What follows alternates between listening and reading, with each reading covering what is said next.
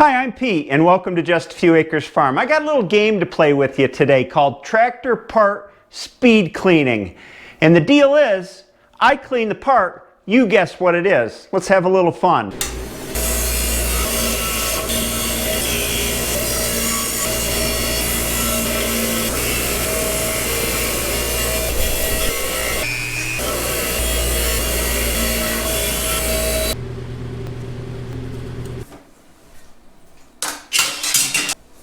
Did you get all those parts right? You're better than me if you did. I recognize some of them like the fuel lines and the injector lines, but there's so many linkages on this tractor for switching from gas to diesel that I can't keep them all straight without the parts book. Anyway, they're in the pile now.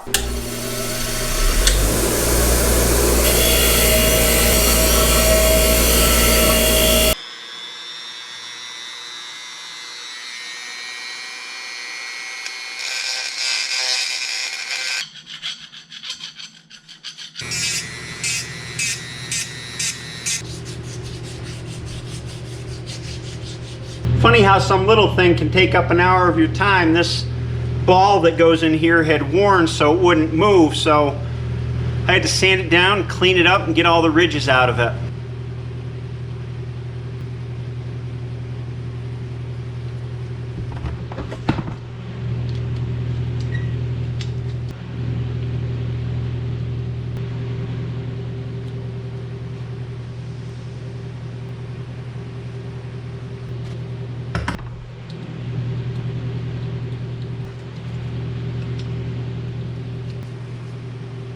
Here's a cool little project. I'm going to look at the hour meter. I don't know whether it works or not because I can't see in the glass, but we're going to take her apart and see what makes her tick. There's a factory seal on here that says T-6 on it. And this was set so that people would know if it had been tampered with. Now I'm going to tamper with it. Stuart Warner, they made a lot of good gauges for old International tractors. Well, looks like a mess. Well, let's see what we got here. Oh, it's turned to 6131.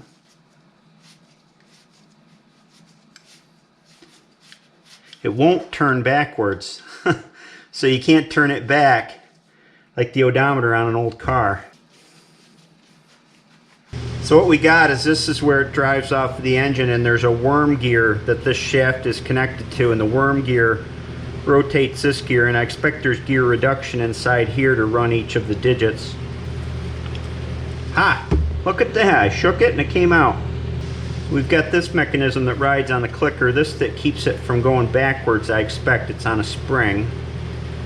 We've got that worm gear and it's worn. You can see where it's worn down in there. Hopefully you can see it. So I don't know if I can put this back in commission or not. So that gear, when you rotate it, really doesn't do anything. But there's an eccentric on it. Ah, I see. So every time this gear rotates, this yoke rotates back and forth. And this clicker here pushes this gear one notch ahead.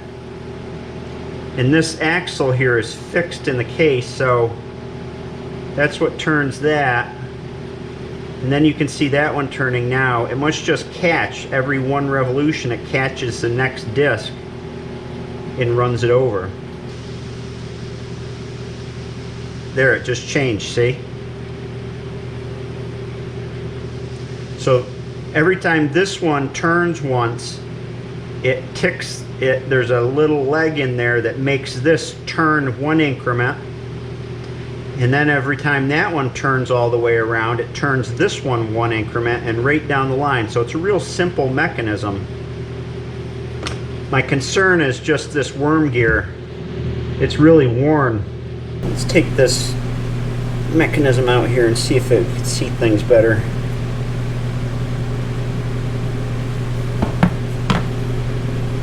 See, so all this does is rock back and forth on that eccentric.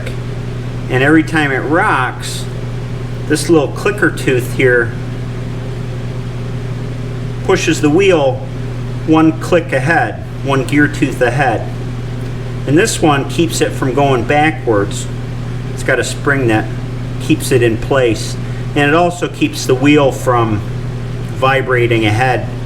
It locks it in place after this click happens. Well, I'm not sure what I'm going to do about that. I don't have the means to fabricate a new worm gear, so I'm going to put them in a Tupperware, all the parts, and try to figure out where to go from there. These aren't very common. In fact, they're rare, and if I bought one that was in working condition, it'd probably cost me a fortune.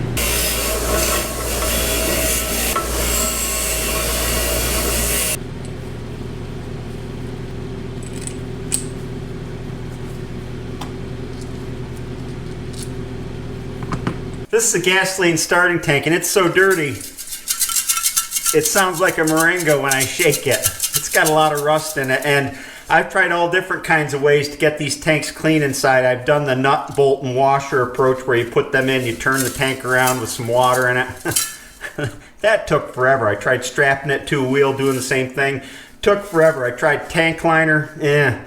Tank liner's hit or miss, especially when it's real crusty inside. So my go-to method now is to use muriatic acid. It eats the rust and you wind up with a new looking tank inside. But the first thing I gotta do is shake some of this rust out into the trash can. Turn this sediment bowl top off. Find a plug that fits in that hole. Now this is the nasty part. I'll open up the doors and windows because it stinks. Pour some of this muriatic acid in there. Sometimes it takes a couple rounds to do the trick. I use it straight. You don't want to breathe any of this stuff in for sure. The nice thing is you can just shake it around, let it sit a while, and it does its work, and shake it once in a while over again. Alright, it's been about 5 minutes and I've been swishing it around every so often. We'll go and rinse it out with water and see how it looks. I rinsed it out quite a few times, shook it around until the water ran clear, but it's still got some rust in it, so I'm going to coat it again. You can see, here's an example. The cap was all rusty and the cap cleaned right off to bright metal. The same with the top of the filler neck, it's just down in the bottom. So it's going to get another dose of acid and we'll let her sit again. She is getting there. But I think I'm going to do it a third time because I like them to be nice and shiny inside. She looked pretty darn good this time. It's mostly bright metal. So I'm pouring in some baking soda and the tank is full of water. And the baking soda will help neutralize any remaining acid.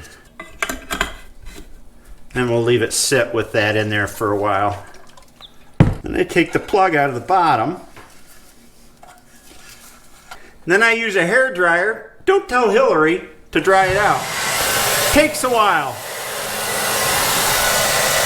And then when it's nice and dry inside, which takes quite a while, I put the plug back in. Then I pour a good amount of oil in and use it to coat the tank to keep it from corroding until gas gets in it.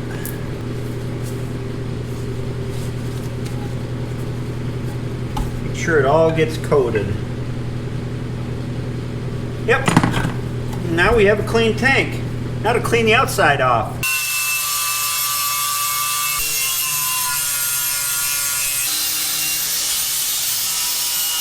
And there we go, one starting fuel tank clean inside and out, ready to go. And she's got a few war wounds here. It's been brazed up. This side faced the main fuel tank and must have rubbed against it because there was a big sheet of rubber that somebody had taped around the tank to protect it. I like to leave things like this as parts of the tractor's history. Next up we got this complicated little assembly, which is called in the book the governor control linkage, and here's the linkage that goes onto the governor. It's got a couple friction discs and it mounts to the side of the engine block, and it has to do with the whole switchover assembly as well. I'm going to take it apart. I want to clean up these friction discs because they tend to get oil soaked and loose, and it's easier for me to clean everything up if I take it apart anyway. This got a nut on a threaded shaft on the bottom of it. It's this round nut here. I don't have any means to take this off except to put a punch in it and drive it off that way. I suppose there probably was at one time a special spanner that would run it around, but there's a spring under there that holds the whole assembly tight. So we'll just knock it off. Here's the nut. Here's the spring. this should come apart. Might need a little persuasion. There we go. Now there's a poppet with a spring right here.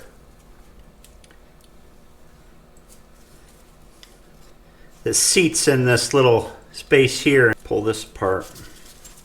So there's one friction disc. It's glazed over. I usually rough these up.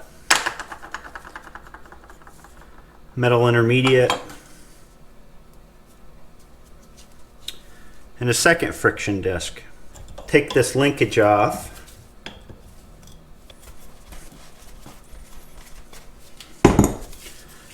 Here we go. She's all ready to clean up.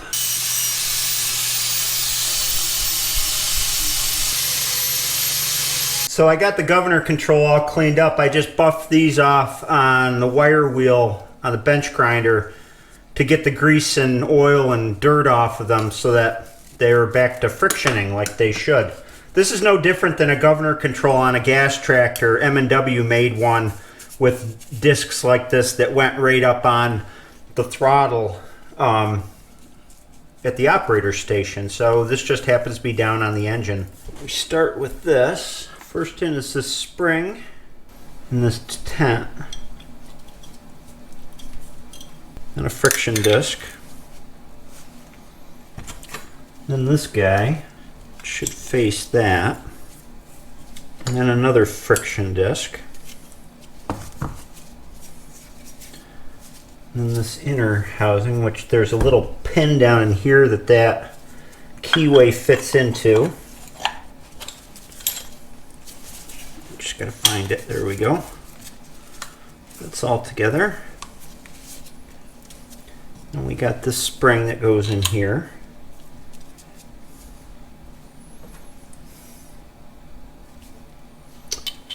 And the nut. So we need to tighten the nut down. I can see from my photo that the lip of the nut was just proud of this plate by 1/8 to 1/4 of an inch, so we'll tighten it down the way that it was before. This throttle stop pin goes in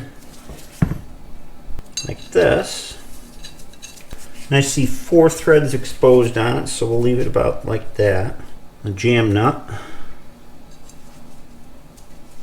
And then this linkage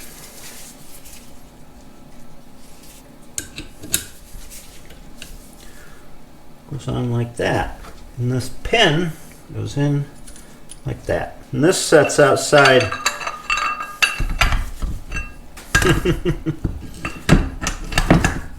like that when we're done, and this rotates somehow or another. Phew, that was a parts cleaning marathon, and the pile is getting really big now, such that there's not a lot left on the shelf. All I've got left to go through is the oil pump, the flywheel and clutch, the exhaust manifold, this idler gear on the timing chain, the rocker arms and the valve cover, the pump's going out. I got to do the gauges and the gauge mounts. And I also have to go through the front bolster and the frame rails. Frame rails just need to be cleaned up. The front bolster, I got to pull the tires and the rims off. They're junk. I got to pull the front bolster assembly all apart, check the bushings, check the seals, check that steering gear up top, which wears quite often on these. Check the wheel bearings, a lot to go through with that, clean it all up, and then I'll be ready to start painting components in advance of putting the engine back together. Hopefully it'll be back from the machine shop soon. I hope you enjoyed this video. I hope you have a great day, and I'll see you next time.